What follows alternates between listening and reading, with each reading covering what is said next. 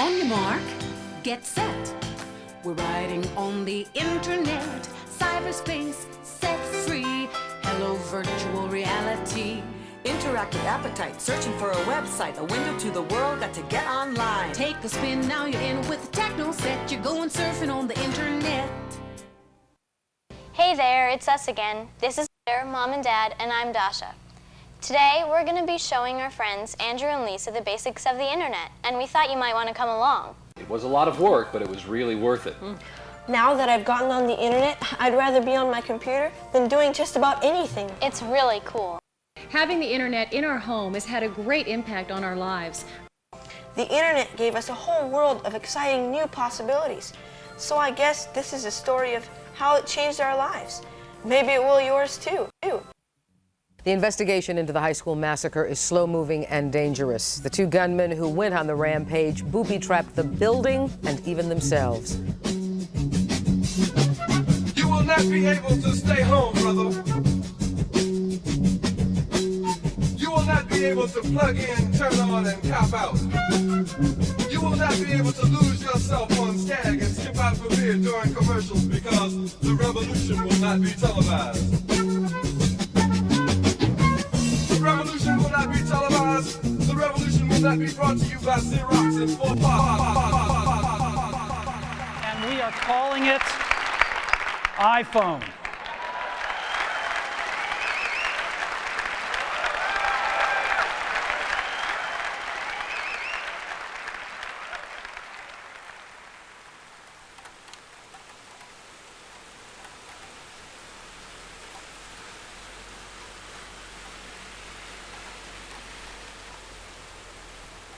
I already had a slight addiction to screens, but then the pandemic came and fucked me up.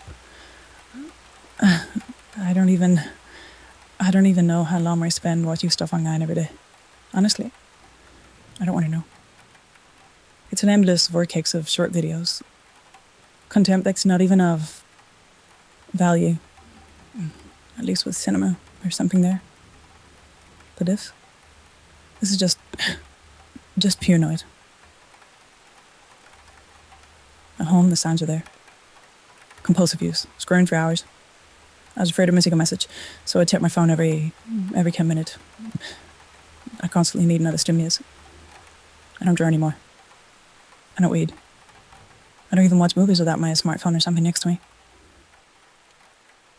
What endless scrolling has taken from me is the ability to participate in those unpleasant but deeply wholesome forms of activity. Sometimes I'd sit for hours and even forget to read.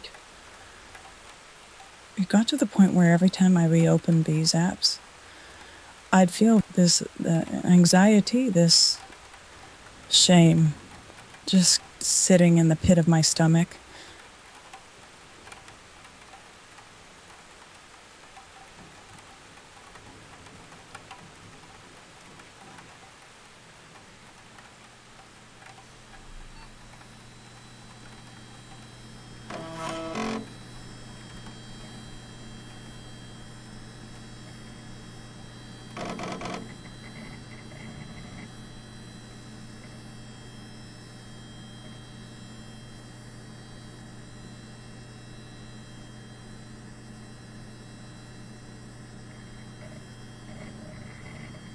I really miss the old web sometimes. Back then everything was DIY, like someone just threw it together. Ugly GIFs, eye-searing colours, weird fonts, plain backgrounds. It was a mess, but it felt real. A lot of sites were run by one person or tiny niche communities. If you had a morbid curiosity, you could stumble on some truly horrific things, sometimes illegal even. It was raw, direct. People sharing stuff they loved, not because it was perfect, because they cared. That vibe stuck around through early YouTube, but by the mid-2010s, things changed. The internet got bigger, money got involved, and that old web spirit started to die out. There is an old saying online, what's on the internet is forever. While it's certainly true for famous people, it is less true for the common man. I've been active here on the internet for years now. I have a footprint. but I've seen websites come and go. Nothing is set forever. I fear nothing important will remain of me. No post, no comments.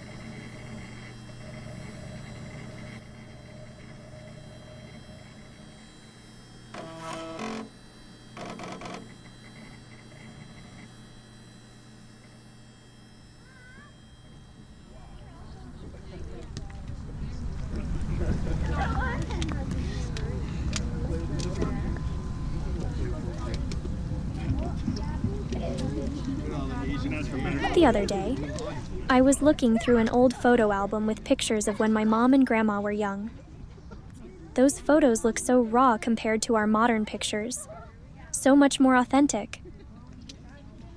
I mean, it's a strange phenomenon. Our memories now, they are extremely edited. My generation, well, we never looked like the persons we see in the pictures. Not even when we were young, because it was always enhanced, selected, and filtered.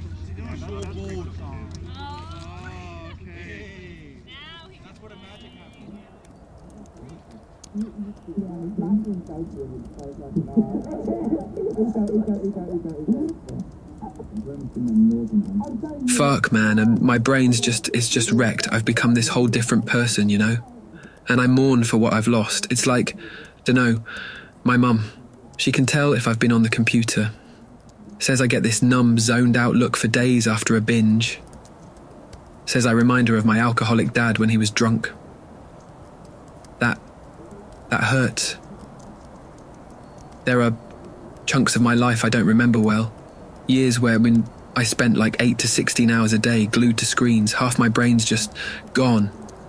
You wouldn't believe the focus I had as a kid. Now, my thoughts are all over the place. The second I turn on a screen, the front of my head goes numb. For years I've been browsing like I'm asleep, just mindlessly scrolling, not leaving my room, not talking to anyone. I haven't found a way back to normal. But I wouldn't wish this on anybody. It's hell.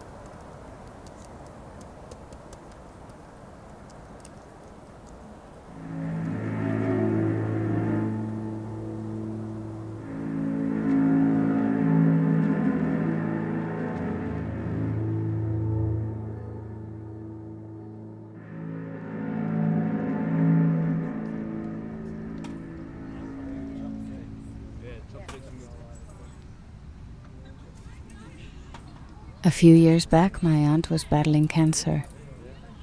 Everyone around her was just so worried.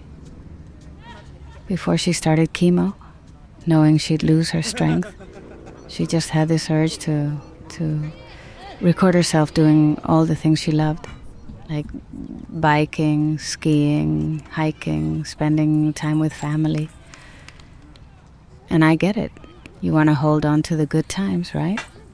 But what really messed me up was how her husband shared it. Like, she's stuck in a hospital bed, can barely walk, and he's posting all these old pictures of them doing activities, pretending they were happening now, made it look like she was out there living life, all recovered and happy.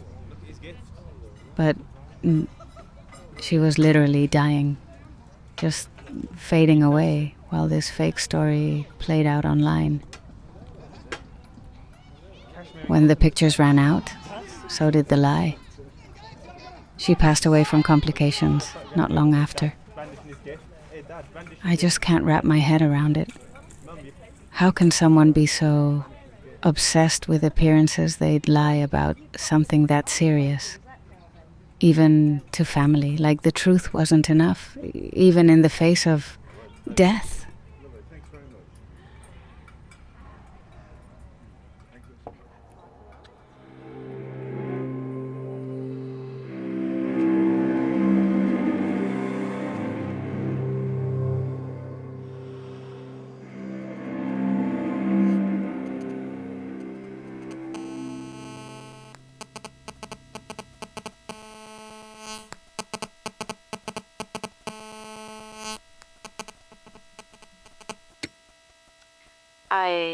I wanted to start by asking, whenever you don't have your phone or it's turned off, does anyone else than me feel this creeping sense of disconnect, of loneliness? I mean, for me, it's not that I'm really lonely. I have a ton of friends and I have a very busy social life. But there is this strange feeling of being away from the world. And I mean, sure, B-Reels and Instagram are a very quick and easy way to stay in touch with friends you don't see as often as before and live far away. But honestly, it can also make me feel sad. It's this weird mix of envy, FOMO, of nostalgia. And it's this also realization that I'm not part of their lives anymore. And I often worry that I've abandoned them and that I've been a bad friend. Sometimes I wish I could just reach out to them all and ask them, hey, it's me. Did you forget me? I mean, lately I feel it's harder and harder not to live in the past.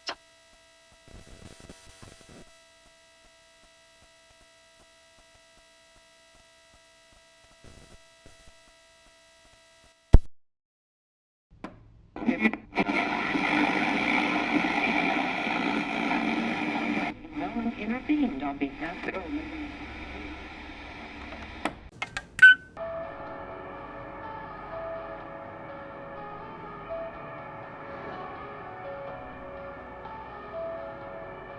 Have you noticed that 10 hours of screen time actually rots your brain? With the internet, my memory is shot. I don't need to remember anything, I just Google it. Lately, I've been trying to stop, so my brain has to work again. Yesterday, I felt this overwhelming emptiness, this disgust, and I thought, that's it. I'm taking my life back. Enough of this bullshit. Time to ditch the pointless scrolling, the trashy TV, and all the distractions. I want something new, even if it's old. I deleted social media, but now I just swap one addiction for another. Sure, scrolling helped me de-stress, but without it, my thoughts get louder, spiraling into anxiety. It's a struggle, and honestly, it's made me more insecure. Social media has messed with my head, warping my views on society, sexuality, and life in general. And seriously, does anyone else feel like everyone's living their best life online while I'm just stuck? I post happy stuff, but it all feels like a facade. I'm comparing myself to the top 0.1% of attention seekers. Are they faking it too? Or is it just me? I don't even know what I believe in anymore. It's like we're all stuck in this loop, chasing validation that doesn't mean anything. Deleting my social media helped, sure. But that was only a fraction of the infinitum that is the internet. I feel stuck, like I'm losing my ability to trust myself. I wish I was better.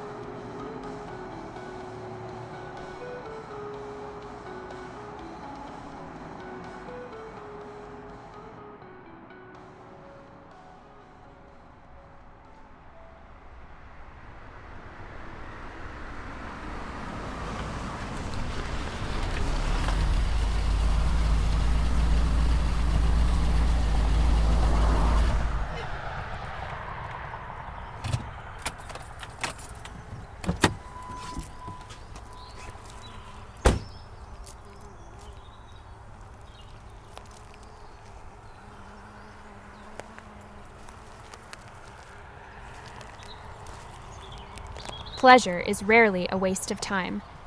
What, you're just gonna work and die? Like someone once told me, watching YouTube videos is a waste? But I bet they watch movies, read, or do something else just for fun. People who say stuff like that are probably doing their own thing for fun that you might think is pointless. They're just being snobs about other people's choices. Yeah, we all know reading's supposed to make you smarter. But reading for fun isn't doing that either. It's just for entertainment, like empty calories. And honestly, I love my phone. Old people judge me for that, but whatever. I remember when, if you had a question, you had to pull out an encyclopedia or just believe what someone told you. Now, you just Google it and bam, problem solved. And yeah, some people get mad, like we don't need all this tech. But I mean, do we need music, art, hobbies, love? Sure, I could live without it, like in the woods or something, but I'd probably want to die after a while.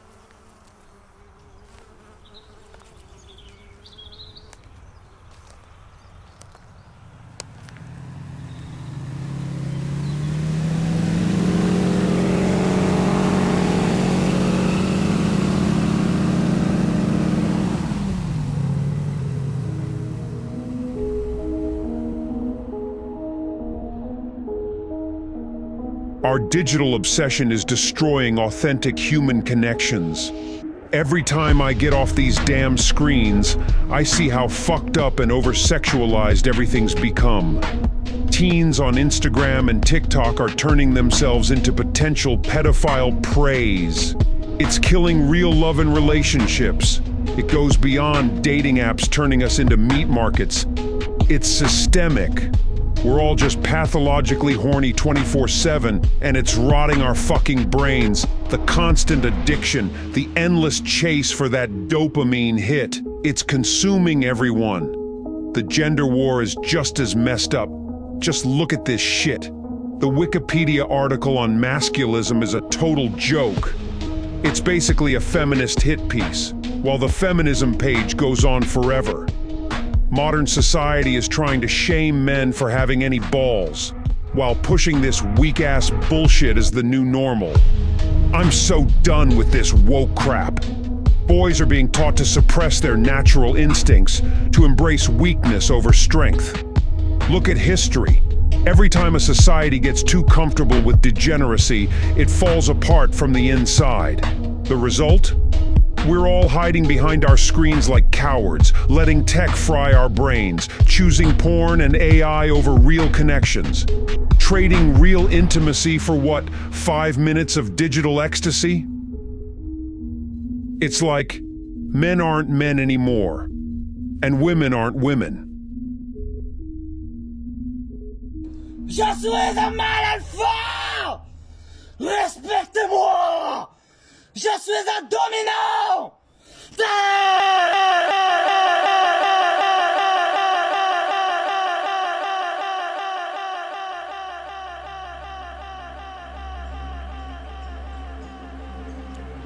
Welcome. I am honored to have your presence. Addiction comes in many forms, and although it is different for everyone, it is also difficult for everyone. Let's begin by taking 3 big deep breaths together. Breathing in, breathing in, breathing in.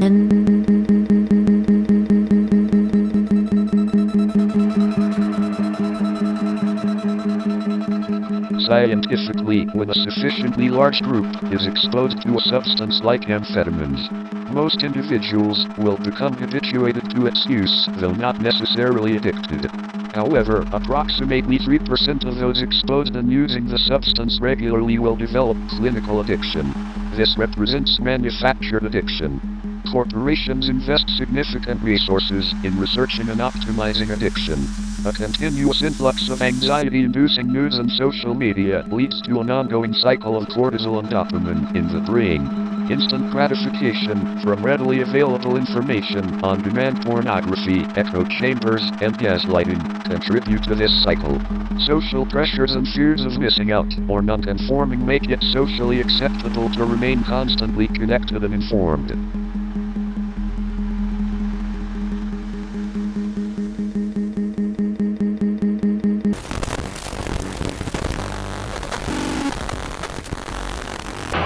Air aircraft manufacturers have tried to fix that problem by designing the pilot out of the cockpit. This is the first fully automated plane, flown by a computer.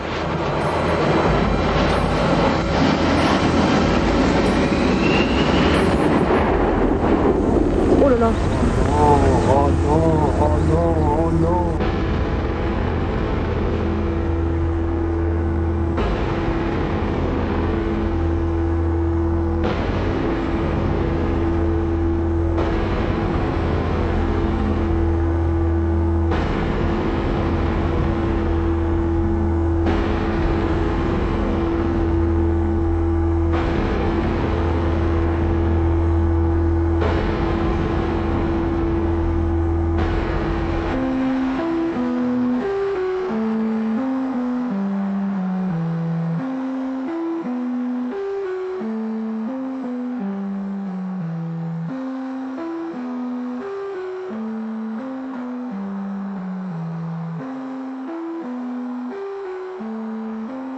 You know this whole AI trend?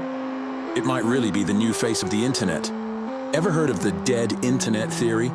The idea that most online content is already created by bots.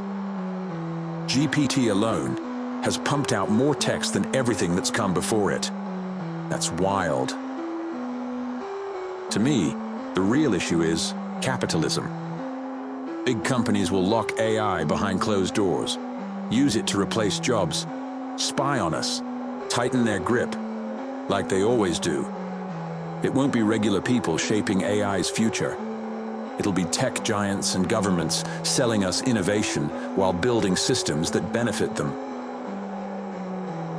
And by the way, AI, it's a massive energy drain. Training these models burns more energy than entire countries. We're chasing advancements while burning resources and wrecking the planet, making climate goals even harder to reach. The worst part is, we're being sold the idea that it, the machines, will be our world's saviors, like this is a solution. Give me a break.